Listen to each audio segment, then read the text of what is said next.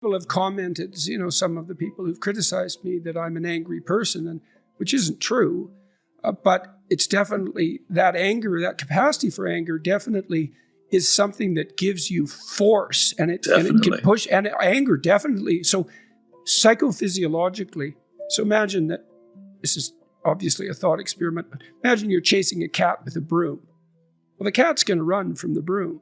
But if you corner the cat with the broom, it will attack you, even though it's just a cat. Well, and the reason for that is that fear will facilitate either freezing or escape. Right. But sometimes fear isn't the right response, and anger will suppress fear. And so one of the tools that we have at our disposal psychologically is anger as an antidote to the terror that would otherwise freeze you. If you ask a disagreeable person what he wants, say, or she wants, they'll tell you right away. They know. It's like, this is what I want, and this is how I'm going to get it. But agreeable people, especially if they're really agreeable, are so agreeable that they often don't even know what they want, because they're so accustomed to living for other people and to finding out what other people want and to trying to make them comfortable and so forth, that it's harder for them to find a sense of their own desires as they move through life. And that's not, look, there's situations where that's advantageous, but it's certainly not advantageous if you're going to try to forge yourself a career. That just doesn't work at all.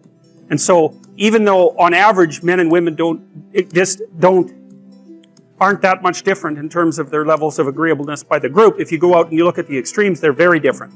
So all of the most agreeable people are women, and all of the most disagreeable people are men. And the thing is, the extremes are often what matter, rather than what's in the middle. And so one of the ways that's reflected in society, by the way, is there's way more men in prison.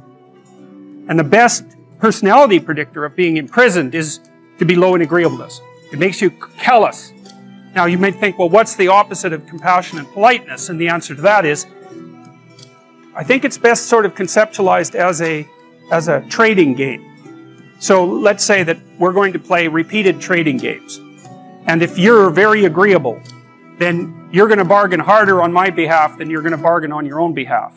Whereas if you're very disagreeable, you're going to do the reverse. You're going to think, I'm in this trading game for me, and you're going to take care of your own interests. Where an agreeable person is going to say, no, at best, at worst, this has to be 50-50, but I'd like to help you every way I can. One of the things you have to be careful of if you're agreeable is not to be exploited, because you'll line up to be exploited. And I think the reason for that is because you're wired to be exploited by infants.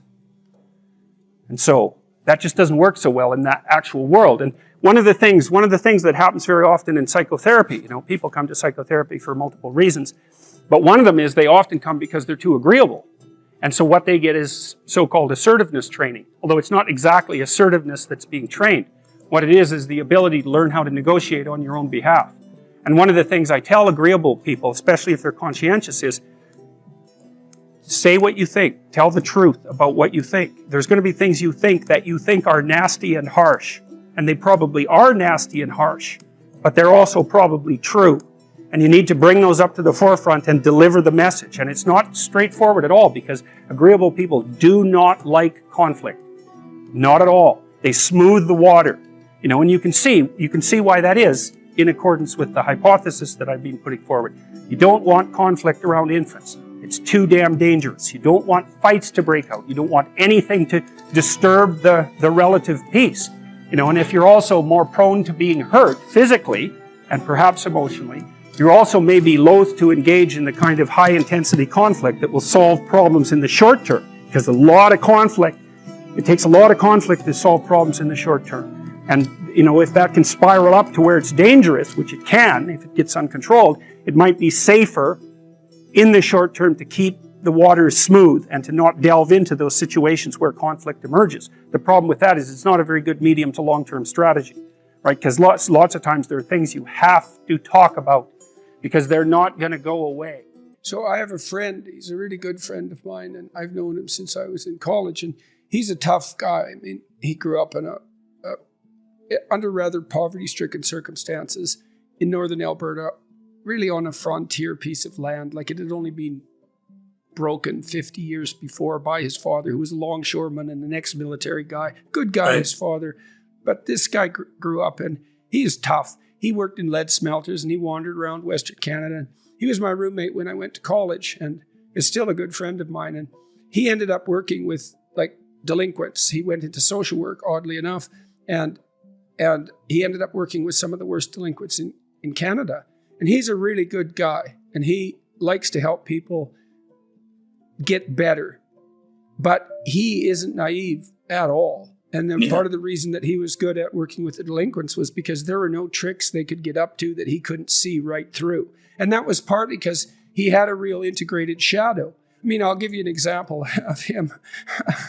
So one day, I was living in this town called Grand Prairie, and it was at the height of the oil boom. And so it was a rough town, and there were lots of rough bars in it, and lots of young men in there with plenty of money and they come in for 3 days after being out minus 40 weather, working on the oil rigs, and they were ready to party, man. And we had a party one night in this kind of frat house that I went to college in, and about way too many people showed up, and some of them were real troublemakers. And we had a table that was pretty full of beer bottles and vodka bottles and so forth, and one guy just went over and tore the leg off and knocked the table over. And then a bunch of us got together and chased them all out. And this friend of mine, he said, "Oh, they'll be back." And so he went upstairs and he put on some steel-toed cowboy boots. It was just like a bloody Western. He came marching down the stairs. And just as he entered the living room, there was a big knock on the front door. It was these hooligans coming back to cause grief.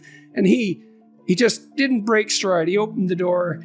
He pulled open the door, and there was a guy standing there ready to fight, and he kicked him underneath the chin with his steel-toed cowboy boot, knocked him right over the front porch, and the battle was on. But that was exactly what he was like, And his shadow was integrated. He was a great roommate.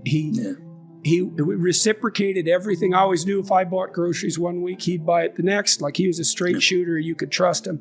But he was not naive, man. And that made him able to deal with delinquents and to help them. So that's part of that integration of that shadow. What you want to do with children is you want them to be forceful. You want them to have some power. Exactly. You want them to integrate that capacity for aggression into, well, let's say, lucid conversation. You want them to be able to stand up for themselves in family discussions. If you just punish them for being aggressive, let's say, for talking back or something like that, you don't guide that into more sophisticated development. You see this in schools too now.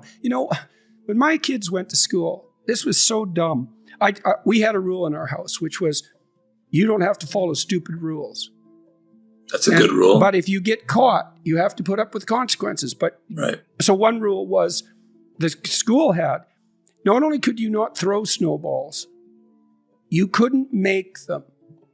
And so they were trying to, exactly, you should shake your head, that's for sure. It's like, because their answer, and this was all politically correct nonsense, non-competitive games. We're only going to play non-competitive games. Yeah. It's like, first of all, I studied Piaget. Yeah. A hockey game is not competitive exactly, because in a hockey game, no one brings a basketball.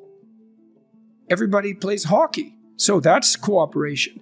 And then on the team, you have to cooperate. And like, if you're the star, but you never pass, you're just a dumb son of a bitch. You're not the star. And so there's tremendous amount of cooperation in all those competitive games. They're integrated. And this idea that, you make children better by not allowing them to be competitive.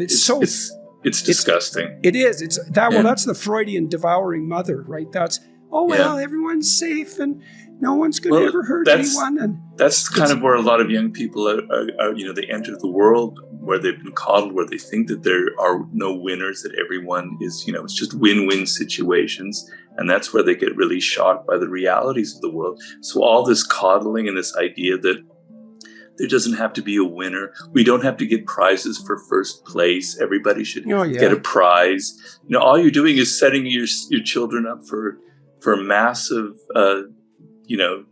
shocks when they enter the world and they see that it's not like that.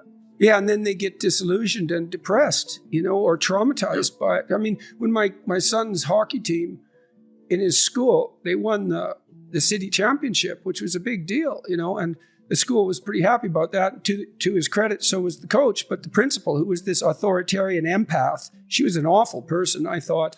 Authoritarian she said, empath. That's empath. interesting. Yeah, she used like moral that. virtue as a club.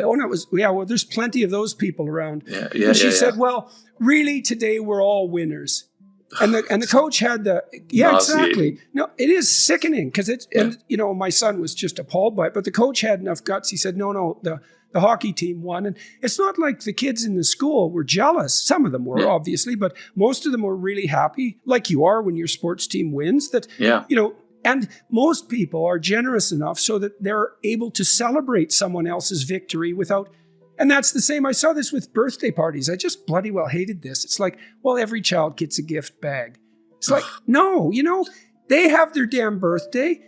Every child doesn't need a damn gift bag.